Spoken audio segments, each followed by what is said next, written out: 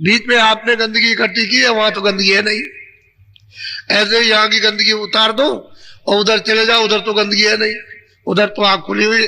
तभी तो कहते हैं उधर कोई अंधेरा अंधेरा नहीं है, वहां तो सबको दिखाई देता है। तभी तो सबने देखा, महापुरुषों ने तो देखा ही, लेकिन उनके जो प्रेमियों ने जो साधना की उन्होंने सब कुछ देखा।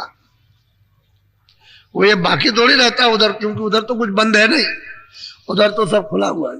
जब आंख खुली हुई है तो सब कुछ दिखाई देगा। जब सब कुछ है तो सब चीज जानी जाएगी, सबका बोध होगा, सबका ज्ञान। यहाँ तो सीमित ज्ञान है, ये बुद्धि का ज्ञान, महात्मा का ज्ञान, उसके बाद फिर परमात्मा का ज्ञान, फिर वो परमात्मा हो जाएगी, उससे भी बड़ी शक्ति प्राप्त हो जाती है। क्योंकि ये जीवात्मा जो उधर से आई है वो सब एक ही रूप में आई थी। किसी को स्थान दे दिया, लेकिन जब वो छीण हो गई, जब शक्ति छीण हो गई तो छोटा हो गया। वही राजा कोई दूसरा थोड़ी, आदमी तो राजा है, एक को राजा बना दिया, दूसरे राजा हो गई। अब वही अगर मतलब शक्ति पर आ जाए तो राजा हो जाए, और वही मतलब फिर राजा हो गया। और वो देखते नहीं, छोटे आदमी राजा हो गए और राजा नीचे हो गए, वो राजा बन गए। उल्टा खेल है। तो अपनी जब वास्तविक शक्ति पर आ जाओ तो बोध है, तो शक्ति है। बोलो। सते गुर पूरे कहत बनाई, बाहोरे तू भक्ति का। कहते हैं बार बार महापुरुषों ने समय समय पर कहा कि तू बार बार तू भक्ति कमा, आदेश का पालन कर। यही है भक्ति, दूसरी और कोई भक्ति नहीं। वो कहते हैं भाई तुम ये इस तरह से गृहस्थ आश्रम में रहो, साधु बनने की जरूरत नहीं, साधु गरीब बन जाओ। साधु से ज्यादा काम गृहस्थ आश्रम में आप करोगे, भजन भी कर लोगे, सेवा भी कर लोगे, दया भी कर लोगे। गृहस्थ आश्रम में रहोगे तो सब कुछ आ जाएगा, साधु से ज्यादा। क्या जरूरत है आपको घर बार छोड़ने की, घर ही में रहो। जब किसी अतिथि का सत्कार, किसी भूखे का सत्कार, किसी प्यासे का सत्कार होता है तो साधु इतना नहीं कर सकता जितना गृहस्थ कर लेगा, वो उससे ज्यादा करते। इसमें दया भाव नहीं। जब गृहस्थी में सब गुण आ जाए और गृहस्थी साधु हो जाए तो कहने की चीज है कि हम साधु हो गए। अरे गुण तो आना चाहिए था। तो गृहस्थ आश्रम में वो सब गुण आ गए, घर ही में साधु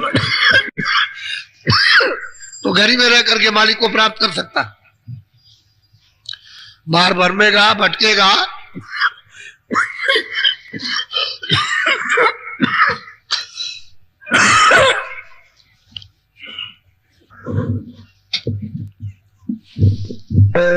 गुरुदेव ये गुरुदेव। अब ऐसे बैठ जाओ पंथी मार के, चल जाओ। ऐसे कपड़ा इस तरह से डाल लेना। ठहरो मैं बता दूंगा। ये आंखें ढक जानी चाहिए। पहले समझ लो सामने सूरज है, तो जब बाहर की दोनों आंखें बंद करोगे और दोनों आंखों के मध्य में ये सूरज बैठी है, उसमें तीसरी आंख है, तीसरा नेत्र है। जब अंदर की आंख से अंदर से देखोगे तो अंदर का मैदान अलग है, बाहर की आंखों का मैदान ही अलग है। जब अंदर की आंख का मैदान तो उधर में मतलब अंधेरा है, तो पहले तो आपको अंधेरा ही दिखाई देगा, उजाला नहीं दिखाई देगा। क्योंकि कूड़ा कचरा वही जमा होता। जो कुछ भी कर्मों का, पाप का, पुण्य का आपने जो कुछ भी इकट्ठा किया सब वही जमा है उसी मैदान में। इसीलिए तो तुम्हारी अंदर की आंख और कान बंद हो गए, न सुन सकते हो न देख सकते हो, तो अंधेरा हो गया। जैसे कोहरा होता चारों तरफ से छा गया तो सूरज उरज कुछ भी दिखाई नहीं देता। मालूम होता है सूरज है ही नहीं, मकान है नहीं, कोई आदमी नहीं दिखाई देता। ऐसे ही कर्म रूपी कोहरा अंदर के आकाश में छा गया, वही सूरज का हृदय। जो आकाश है वो सूरत का हृदय है, उसी को दिल कहते हैं, उसी को हार्ट कहते हैं। तो उसमें सब कर्म छा गए चारों तरफ से, जैसे बादल आ गए। इतने गहरे बादल हैं कि उसमें कुछ भी ऊपर से कुछ दिखाई नहीं देता। तो बादलों ने जीवात्माओं को ढक लिया, यानी कर्मों ने जीवात्माओं को उन पर्दों ने ढक लिया और उनको बंद कर लिया। अब उन्हीं पर्दों से अचेत है बेहोश। अब महात्मा जब मिलते हैं तो कहते हैं कि भाई तुमने तो कभी जब से आए हो और जब से तुमको कर्मों का अधिकार मिला तब से तुमने आंख से तो काम किया नहीं, तुम्हारा काम बंद है, न कान से आपने काम किया न नाक से किया। तो अब ऐसा करो कि तुम आंख से और कान से काम लो और सामने देखो। तो पहले तो अपने को कुछ पता नहीं कि भाई सामने क्या चीज है। तो सामने देखते हैं उनका, भाई एक जगह तुम अपनी आंख को ऐसे रोको, एक जगह देखो, एक जगह टिकाओ, एकाग्र करो। तो टिकाता है तो कहता है भाई अंधेरा ही अंधेरा है। शुरू शुरू में सबको ऐसा ही होता है कि अंधेरे अंधेरा। फिर कहता है कि हमने एक जगह टिकाया तो कुछ कुछ रोशनी, कुछ कुछ प्रकाश दिखाई देने लगा। कभी आता कभी चला जाता, कभी आता कभी चला जाता।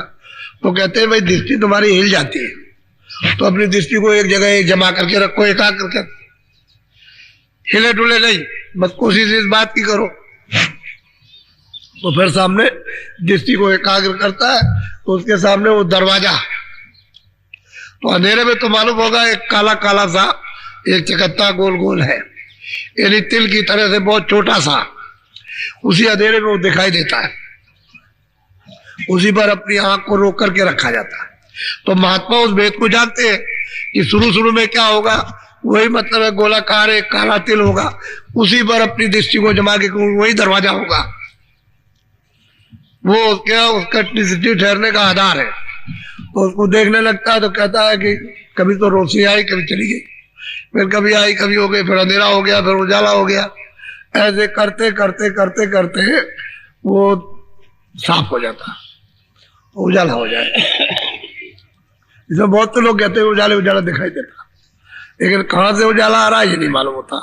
तो उनको ये बताया जाता है कि भाई तुम और कुछ मत करो, उस उजाले में भी दृष्टि को मत हिलाओ, एक जगह करके ऐसे देखो, इस तरह से। यानी ऐसे नहीं करना कि इधर उधर देखना ऐसे कि किधर से उजाला आ रहा है, कुछ नहीं, एक जगह ऐसे रोको। तो जब ऐसे रोकोगे तो सामने आकाश दिखाई देगा। तो आकाश तो चमकीला तो है ही, तो दृष्टि ऐसे फिसल जाएगी, रपट जाएगी, इस तरह से ऐसे कभी इधर हो जाएगी, कभी इधर हो जाएगी। तो थोड़ा सा जमा के एक जगह रखो उसी आकाश में, तो उसमें छेद हो जाएगा, सुराख होगा। जब अंदर सुराख होने लगेगा तो अपने को दिखाई देगा, क्योंकि रोशनी है, प्रकाश है, उसमें दिखाई देगा कि इसमें सुराख हो गया। तो हो जाने दीजिए सुराख, वो तो पर्दा है आकाश का। जब पर्दा टूटेगा, हटेगा, तभी उसके पार को दिखाई देगा, तो उसमें अंदर आग जाएगी। जब अंदर आग जाती है तो उधर साधक कहता है कि उधर से बड़ी रोशनी आ रही, बहुत तेज प्रकाश आता है। आग बंद हो जाती है, उसको सहन नहीं कर सकती, तो तेज तो प्रकाश आएगा ही, क्योंकि वो तो प्रकाश बहुत तेज है। और सूरत ने उस प्रकाश को बहुत मुद्दतों से, जुगों से छोड़ दिया। जब से आई तब से तो प्रकाश सहन नहीं होता, तो आग हो जाती है बंद। इसी को कहते हैं साधना। हर रोज करोगे, होगा कभी बंद होगा, कभी होगा कभी बंद होगा, कभी होगा। साधक को तो ये साधना करनी है। जब उसको बर्दाश्त कर लेगा उस प्रकाश को, तभी तो सिद्धि होगी।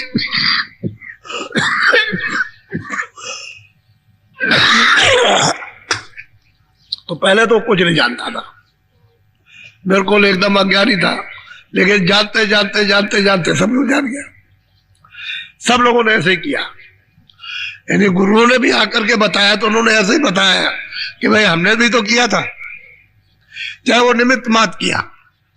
लेकिन जब उनको भी तो मालूम हुआ कि हाँ भाई ये गंदगी आई, पर्दा आया, जब उन्होंने क्षणों में साफ कर लिया। लेकिन यह है कि उन्होंने बताया कि इस तरह से करना है। जब कराया तो साधक को तो होने लगा उसका। तो आपको और कुछ नहीं, बस ऐसे करना, ताकि बाहर से कुछ ऐसा ना हो कि बाहर से कोई रोशनी, कोई प्रकाश आ गया तो आपको ये मालूम रहेगा कि नहीं, बाहर से तो हमने बंद किया, तो अंदर में क्या आ रहा, कभी कभी संदेह हो जाता है कि बाहर से कहीं रोशनी तो नहीं आ गई, कहीं प्रकाश तो नहीं आ गया जो हमको बाहर दिखाई देने लगा। ऐसा होता। कभी कभी रात को कमरे में बैठे रहो तो कमरे में तो अंधेरा होता, उजाला हो जाता फक एकदम। तो कहता है क्या सवेरा हो गया क्या? तो आँख खोल देता है, देखता है रात है, आधी रात, उसमें बैठ करके कर रहा और फाक उजाला हो गया, बिल्कुल एकदम दिन हो गया। संदेह हो गया तो आँख खोल दी, वो उसी में गड़बड़ा गया उसका। हालांकि गड़बड़ा गया नहीं, वो संदेह था उसका, वो तो रात थी। अंदर की आँख खुली तो एकदम से उजाला उजाला हो गया। ऐसा होता है। इसलिए साधक के लिए सब चीजें जानकारी में रहना चाहिए कि ऐसा ऐसा होता है, कभी संदेह न करे। तो कभी कभी तो उस वक्त में आंख नहीं खोलना चाहिए। तो खोल देता है कि भाई दिन हो गया, मतलब ये तो ये दिन हो गया, तो आंख खोल दिया तो फिर उसको उतना ही करना है। हालांकि वो भी संदेह उसका दूर होना ही चाहिए। तो उसका संदेह दूर हो गया, भाई अर्ध रात थी और हम अंदर देख रहे थे, हमने आंख खोल दी, तो मतलब ये है कि फिर होगा। वो ऐसा नहीं कि नहीं होगा, फिर होगा। लेकिन ये उस वक्त बंदी रखना चाहिए। जब ऐसा कभी हो तो उसको बंदी रखे और देखता रहे बराबर, तो उतना ही वो बढ़ता जाएगा, आगे कुछ चलता जाएगा। आंख खोल देगा तो वही रुक जाएगा। तो अभी आपको बैठाऊंगा, जब ये कहूंगा कि अच्छा खोलो आंख, तब खोलना, बीच में कोई खोलेगा नहीं। अब पहले तो आपने भजन किया था, आंख भी बंद थी, कान भी बंद थे, तो कानों से सुनने का काम किया था। अब पहले तो आंख से देखने का काम नहीं किया, अब देखने का आपको काम करना, अब कानों से नहीं सुनना।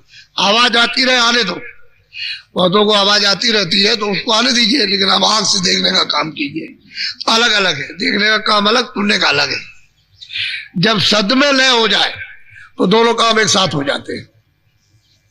उसमें सुनता भी जाता है, देखता भी जाता, सुनता भी जाता, देखता भी जाता। लेकिन जब तक पर्दा है तब तक दोनों काम अलग है। सुनने का काम अलग है, देखने का काम अलग है। तो अभी देखने का काम आपको करना है, तो इस तरह से बैठ, ये बाहर की दोनों आंखें बंद हो जाएगी, ये बीचों बीच में तीसरी आंख है, तीसरा नेत्र है। तो अंदर की आंख का रास्ता अंदर से, तो दोनों आंखें बंद हो जाएंगे। अंदर की आंख से सामने सीधा दूर देखना, और एक जगह पर अपनी आंख को कहीं भी रोको। पहले शुरू में उसको रोको इस तरह से, जैसे ही आप रोकोगे वैसे ही आपको आधार मिल जाएगा। जिनका पहले का भजन ध्यान बना हुआ है उनको तो मतलब यह है कि उसको तो वैसा, जिनका नई भजन ध्यान बना हुआ तो उनको मतलब अंधेरे में वो काला दिखाई देगा। उसी पर अपनी दृष्टि को रोक करके रखो। अच्छा बैठ तो जाओ, ऐसे बैठ जाओ, दोनों आंखें बंद करो, कपड़ा डालो आंख के सामने सामने अपनी दृष्टि को एक जगह एकाग्र करो। मन को, बुद्धि को, चित्त को दृष्टि के साथ रोको। बोल दीजिए,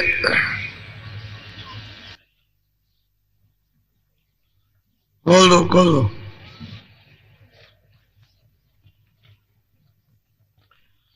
बोलो जय गुरुदेव, जय गुरुदेव, जय गुरुदेव।